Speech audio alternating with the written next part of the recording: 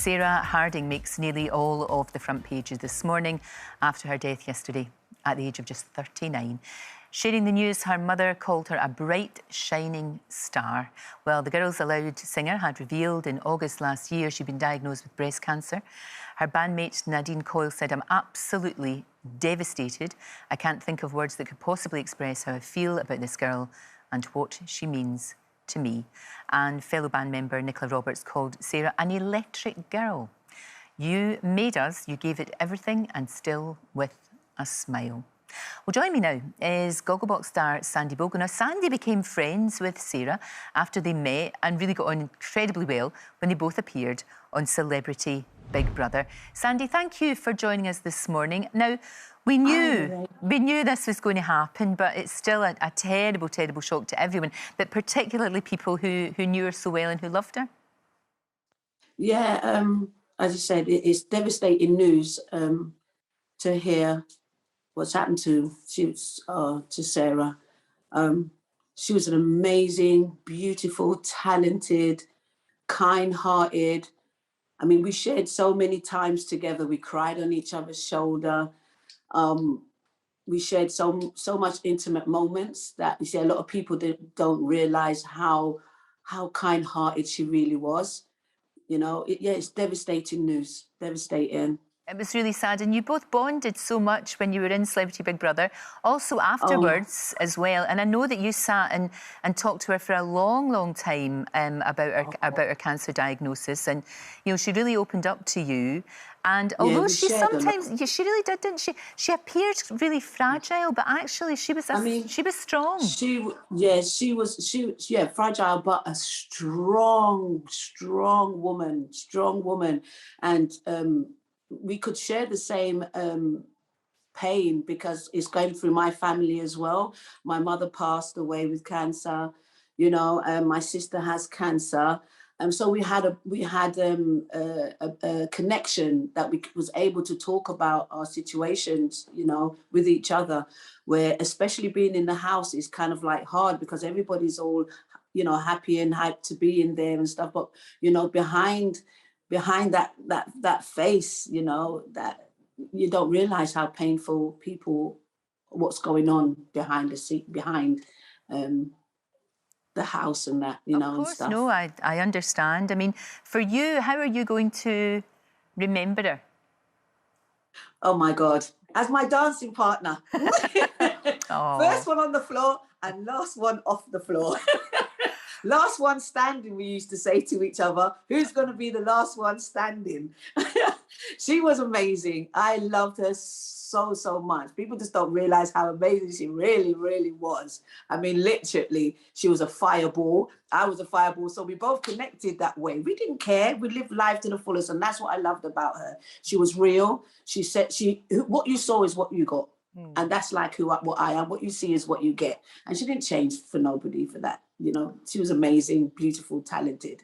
And she's going to be truly, truly missed.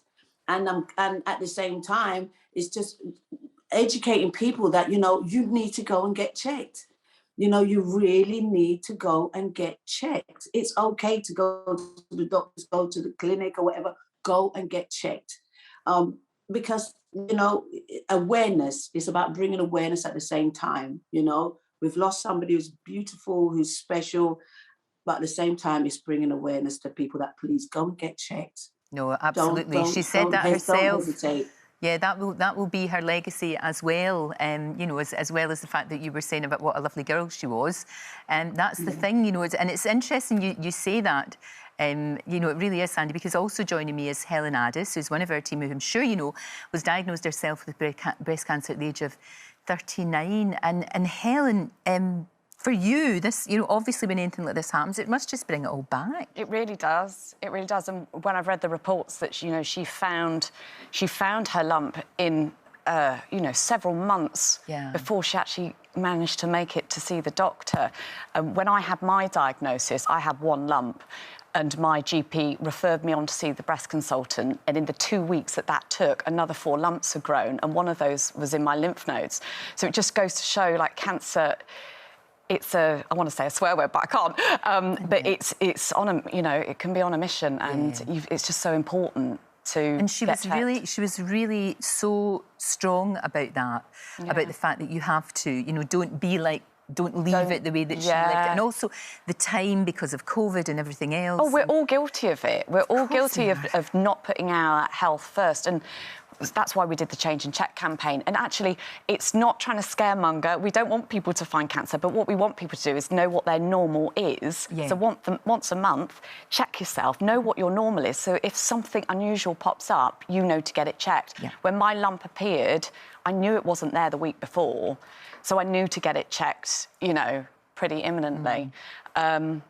But we've got to remember as well that Sarah died of secondary, you know, it's advanced breast cancer, and 31 women in the UK die from that every single day. It's one every 45 minutes. It's absolutely heartbreaking, and not enough money can be put into research for secondary breast cancer. She was very strong when she wrote the book, and also when she was talking about it. I know she was a very private girl as well, and you know, and everybody handles it in their own way. Of course they do. There's no right or wrong way to do that. But I'm sure, and our mother would agree, that the legacy would be for everybody today. Just check yourself. Absolutely. And don't be scared, and don't put it off. Absolutely. It's just so important. And it was amazing that she's given the funds from her book and the single to go to that research as well. But fundamentally, we need to be more body aware. And actually, interesting, with the Change and Check campaign, we've had 51 women now contact us to say that they found their cancer as a result of seeing our campaign. All bar one of them, Maggie, she's in her 70s, but the rest of the women are all under the screening age. So that just goes to show that the only people that were going to detect their cancer is themselves by being body aware, seeing a sticker, checking themselves, and you know, and they're getting the right treatment. And so give yourself a chance. Yeah, absolutely, absolutely. It's way too young. Way too young. I was the same age. I was 39. You know, and gives me goosebumps. It does. It really does. It really does. Well, if everybody just checks themselves, and then obviously get help, and hopefully, because we know how difficult it is right now to get an appointment. Stick at it. Don't be put off. Absolutely, stick at it. Don't be put off. Yeah, you've got to. You really do. Thank you, Helen. Thank you so much. And also thank you, Sandy, for talking to us and sharing your memories of a lovely girl. Spoke to myself many times, and she was a delight. She was just a delight. That's it. There's lots more information on our website, and that's where you can download our Change and Check stickers. There's also a guide from Dr. Hilary on how to self-examine, which is just how to do it the right way.